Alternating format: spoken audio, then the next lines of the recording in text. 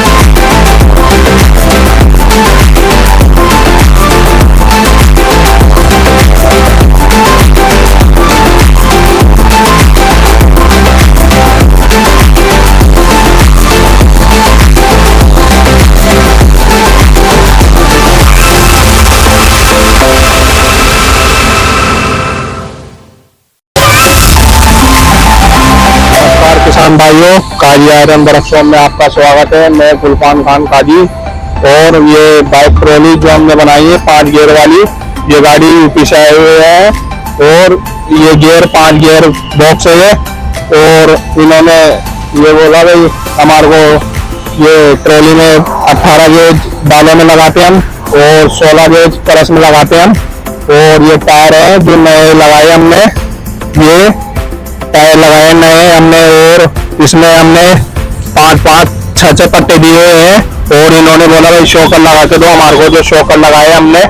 और इन्होंने बोला भाई क्या नाम है, ये बाइक सुपर स्प्लेंडर है 125 सीसी। और ये बताएंगे आपको, बताओ आप।